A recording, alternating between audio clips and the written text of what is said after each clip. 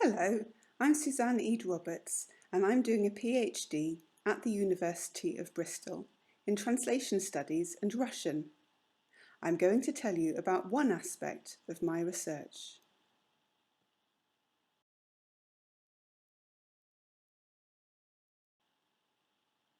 Was there machine translation back in the USSR? Let's find out. Here is a sentence in Russian. Can you translate it for me? How would you go about it? I wonder if you'd use Google Translate.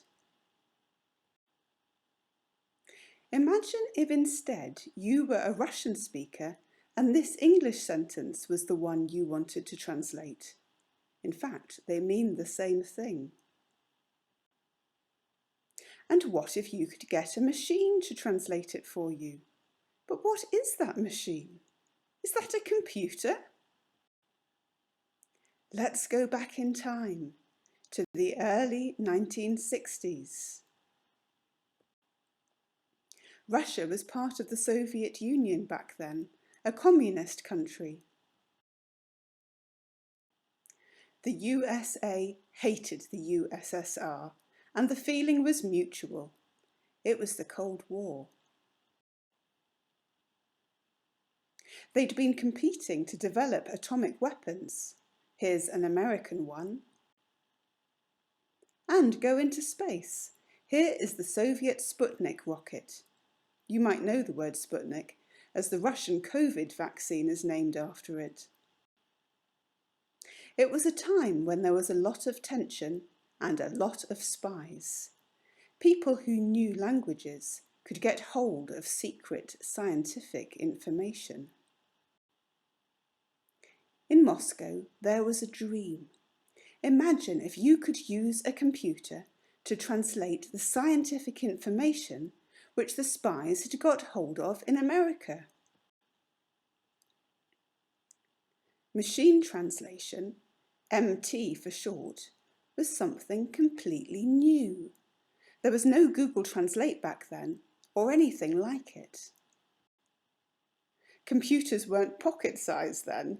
They really were the size of a large room. This was the Soviet Strela mainframe computer. There weren't many computers in the country, and one of the main MT theorists had never even seen one. The MT theorists thought that if they identified the parts of speech in a sentence, the nouns, the verbs and so on, and labelled them with symbols, code numbers, they could program a computer like this to translate the sentence automatically by following the rules. The MT theorists made tables like this, reading from left to right along the top row, Russian words, English equivalent, codes, and which rules were being applied. Here's one of the main MT theorists, Victor Rosenzweig.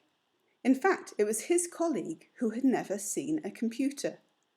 But this is his sister, Esther, alias Anna or Elizaveta, who had been a Soviet spy in the US during World War II, stealing the secrets of nuclear bombs. So Victor was designing rules to speed up the translation of scientific material, probably obtained by spies but like his sister.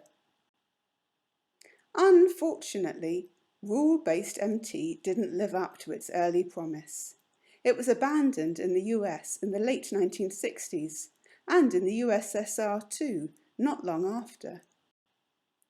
So let's move forward in time again to the 1980s. This is when statistical MT was invented, not in the USSR, but in America.